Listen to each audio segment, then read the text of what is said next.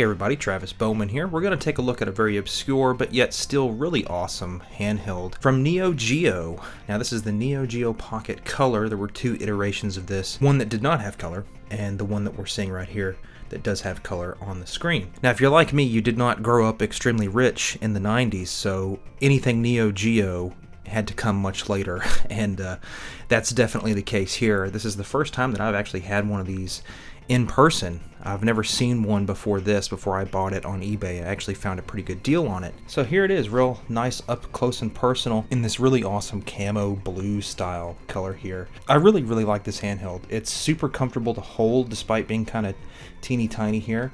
So we've got a battery door on the back, and you've got two AA's in there. And this little circular thing right there, you've got a watch battery in there. It's actually a CR2032. I'm familiar with that battery quite a bit because I use it for my guitar tuners.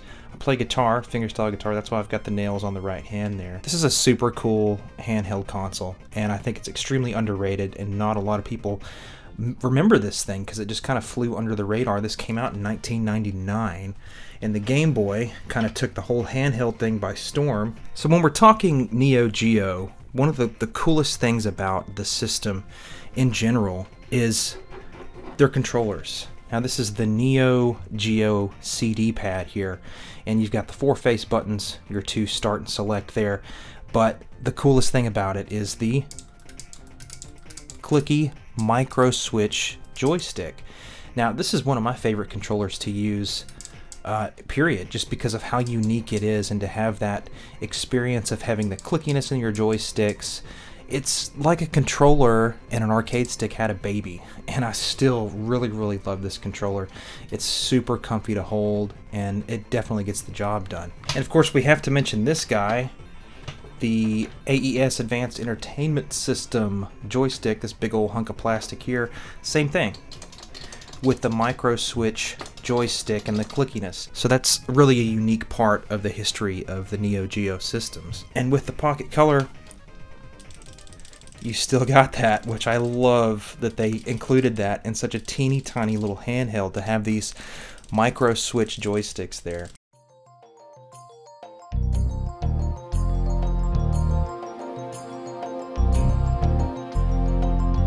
If we're talking Neo Geo, pretty much everything Neo Geo these days is extremely expensive. It was expensive back in the day. So to compare this to something that we're probably a little more used to at this point, such as the Nintendo Game Boy, the original there, Tetris, I'm sure we all have fond memories of playing this guy.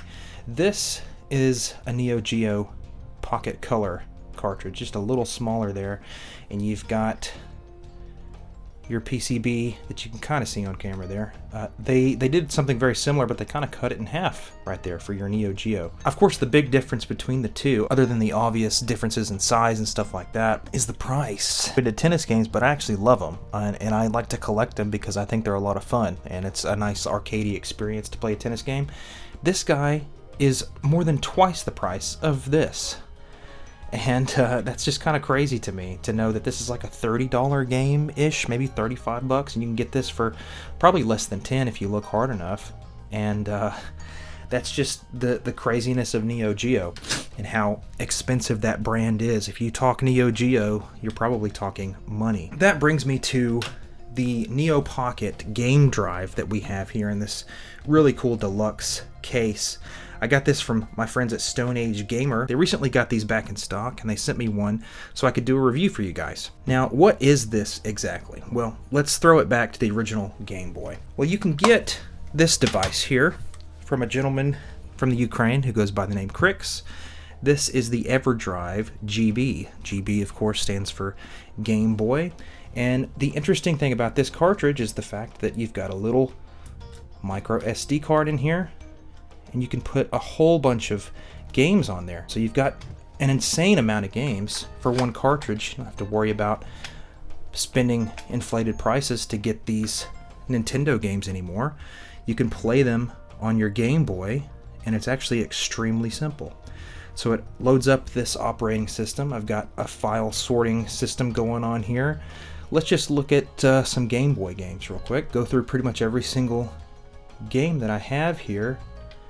And let's load up some Street Fighter 2. So you can see the whole process. Load it up. There's that Nintendo logo. And here's the Capcom splash screen. And here we are. We're in the game. That's in real time. So I can pick Ryu, whatever, it doesn't matter. And now I'm in the game playing the game. That's kind of the EverDrive in a nutshell. You can load your games and play them pretty quickly like that. You're probably thinking this is a similar situation with this Neo Pocket game drive here. And for the most part, you'd be correct. We've got the micro SD card right here. There's no spring mechanism, it just kind of sits in there. And for the most part, it is kind of flush there against the cartridge. So here's the system. Slip it in the back. Hold the power button. And it loads right up. So the difference between the two is time. So you can see in this menu, these are games that are loaded currently into flash memory. So if I press the start option button over here, it says reading. You can see it says flash and card, meaning the SD card. These are all of the games that I have on my SD card, okay? And they're in alphabetical order. I've got them organized in these folders here. But over here, when it says flash, these are games that I've actually flashed to the memory. So only these games over here are currently ready to be played. And you can see that. Let's do Sonic the Hedgehog, and you can see starting. And now I'm in the game. And I know it's terribly difficult to see in this lighting, but this is the game right here. I'm in it. And that's how long it took. You can see that this is just a little bit archaic compared to something like a EverDrive for your Game Boy or any other system virtually. You have to load the game into your flash memory before you can actually play it. And a lot of people might be turned off by that, but you have to understand how obscure this is and how wonderful that it is that we even have an option for something like this. So yeah, I'm going to pull that card on you. This is a beggars cannot be choosers moment for this flash cart here. And to be honest, it's really not that bad. The really terrible part of this is the time that it takes to flash the game. So we'll take Metal Slug 2 right here. You can see on the left, this is a 4 megabyte game, which is probably one of the larger games that we're going to have on this system. So if I hold B, you can see I have some options there. I'm going to delete this. And it's asking me, do I really want to do this?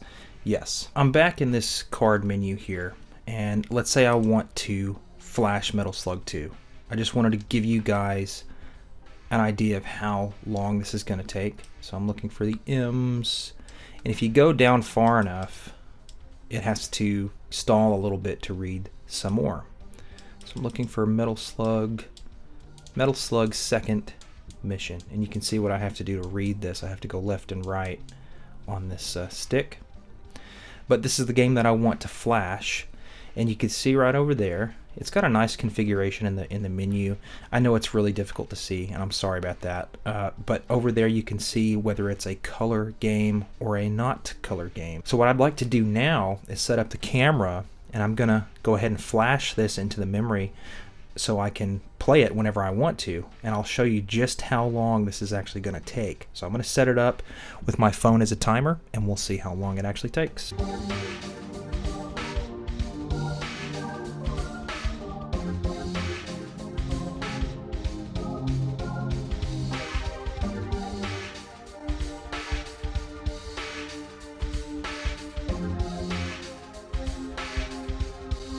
Okay, so about 4.5 minutes. So these are all the games that are on my card. If I press option, there it is. There's that Metal Slug second mission right there. And I can press A. It takes just a few seconds to start up.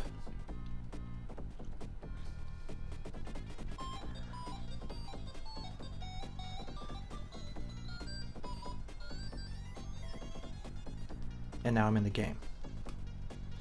So it is not as intuitive as an EverDrive from somebody like Crix. But hey man, this is a Metal Slug game that I'm playing on a legitimate Neo Geo Pocket Color, and I didn't pay hundreds of dollars for it. That's pretty convenient, don't you think? So at the end of the day, is it worth it? Well, that's gonna very, very widely depend on who we're talking about. If you enjoy playing on original hardware, and if you're a handheld gaming enthusiast, then I think you will see a lot of value in this. But emulation is a thing, and we can't really ignore that. You know, if you don't mind playing these games on your computer, it will be a vastly faster and more convenient experience. Like we just saw, it took 4.5 minutes to flash that game, and you've only got 16 megabytes of storage that you can flash at a time, so you cannot load every single game into that flash memory to be played whenever you want. You have to kind of pick and choose and delete games if you want to make room for some more. Usually if you get an EverDrive for any console or handheld, you're doing it for probably 3 reasons. One, for convenience. It's nice to have all of your games in one cartridge. You don't have to keep changing out those cartridges. 2, price. You don't want to spend an outrageous amount of money on one single cartridge. And 3, space. If you don't want to have a large collection, and if you don't want to spend the money, if you don't have the room for it, then you can have everything in one cartridge. In that aspect, I would say it is worth it.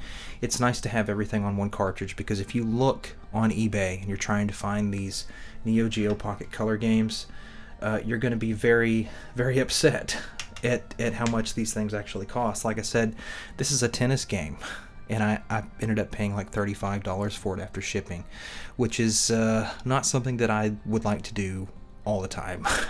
I just wanted to have a game to go with my Neo Geo Pocket to make sure it works and all that good stuff. And, you know, I do like tennis games. Just like the Game Boy, there is an IPS screen mod for this device here. And I know it's really difficult to show on camera with the lighting, but the screen, it does not look bad. It's just not backlit, and we're so used to having such a bright screen these days, whether it be the Nintendo Switch or the Steam Deck or something like that. As far as like the pixels and stuff, this is a wonderful screen, man. It looks really, really good, and it's just so hard for me to show you that with the lighting that I've got going on here. But I've really had some fun playing this tennis game, particularly outside when the sun's out. I actually sat on the front porch and played a little bit of this yesterday, and it was a great time. I had a really fun time playing this, and it kind of reminded me of my childhood, what I have to do with the original Game Boy back in the day. I am going to get that backlit IPS screen mod. Apparently it's not too difficult to install, so if you'd like to check that out, feel free to subscribe, and you'll see that video when it comes out. And just really quickly, this is the deluxe version of the game drive, and they included a whole bunch of stuff in here, including some stickers, which is super cool. You got the Neo Pocket sticker, as well as the Stone Age Gamer Man. Nice to see him again. I'll probably end up putting these on my guitar case or something like that. But we've got an actual manual, which is really nice. You don't really see that too often these days. And we've got some troubleshooting notes right there in case you're having any issues with the device. Got this little piece of foam right there, so when your cart is not in the system, it fits just nice in there. And you've got a really nice case for your Neo Pocket game drive. Really, really nice, cool, high quality stuff there. If you're interested in getting a Neo Pocket game drive for your Neo Geo Pocket Color, you can find that in the link in the description below from my friends at Stone Age Gamer. Thank you so much for sending me this, guys. Really appreciate you. Now it's time to hear from you guys. Have you ever had your hands on a Neo Geo Pocket Color? Did you even know that they existed? And if you had one of these consoles, do you think the Neo Pocket game drive is going to be worth it? Or is that flashing process just going to be too much of a deal breaker for you? Let me know the answers to all those questions in the comments section below. Thank you guys for watching this video. I really appreciate it. Thanks for subscribing, and I'll catch you guys in the next video. Thanks very much. Bye-bye.